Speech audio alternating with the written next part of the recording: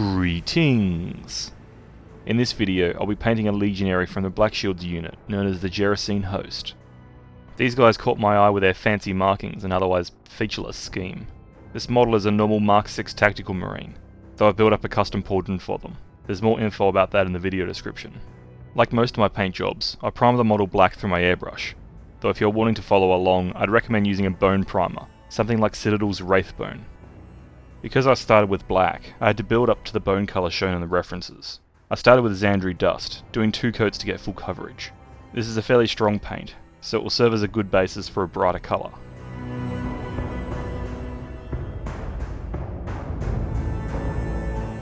The next base coat was done with Wraithbone.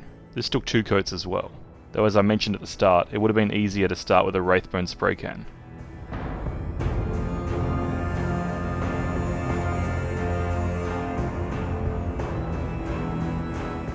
Continuing with base coats, I switched to Abaddon black and painted in the undersuit, the cables on the power pack, and the weapon casing.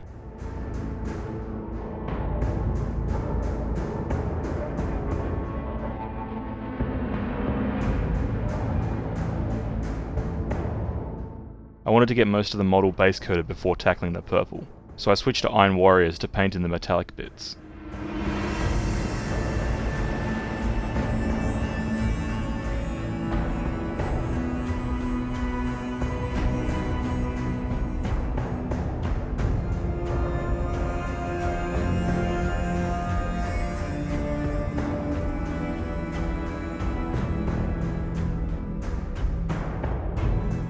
Now onto the purple. I painted in the armorial with Xereus purple. The marking here is 0.2mm high, so I took it slow. For the rest of the markings, I took inspiration from various references shown in the Horus Heresy campaign books, from 1st and 2nd edition. I painted spirals and circling vine-like markings, as well as something approximating a tactical marking on the knee.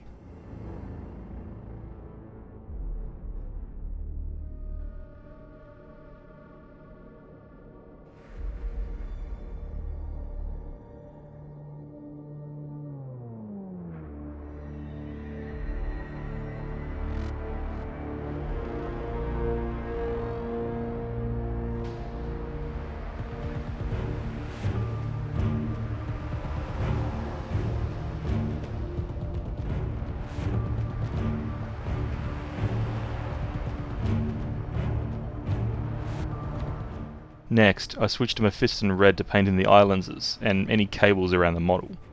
I feel like doing the cables in a contrasting colour helps frame the model, if that makes sense.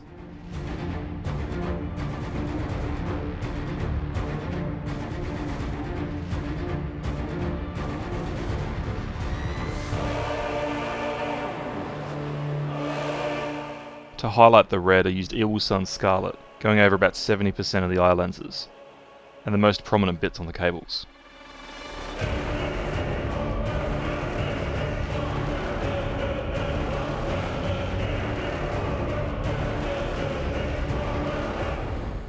To finish off the eyes, I used Wild Rider Red for about 40% of the eyes, then Lugganath Orange for a small glow effect, being applied as a small dot.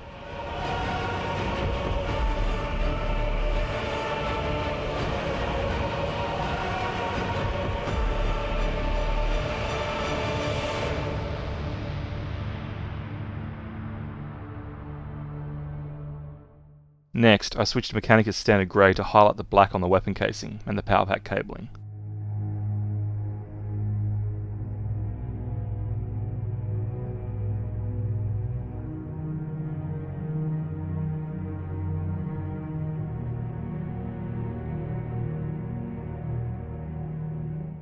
To highlight the metallics, I used Runefang steel.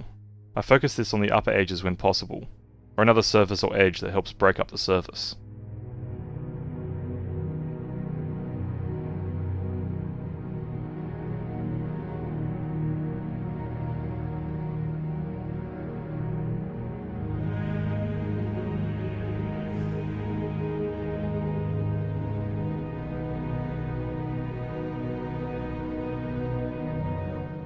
Onto some weathering now. I used Rhinox hide to paint in the battle damage that I cut into the legs, as well as to paint in some little scratches and chips all over the model, focusing towards the edges and towards the bottom of the model.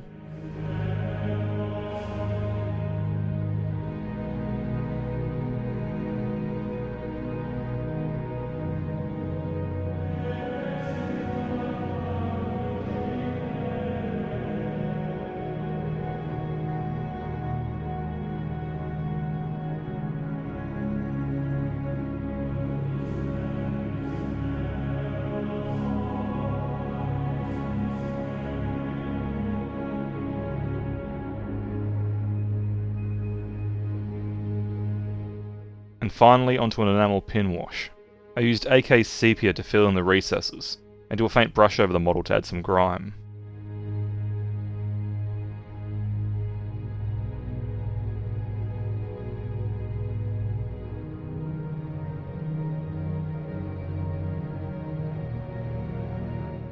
After it was dry, I put a tiny bit of thinner on a cotton tip, and removed a bit from bits of the armour that I felt where it was too strong.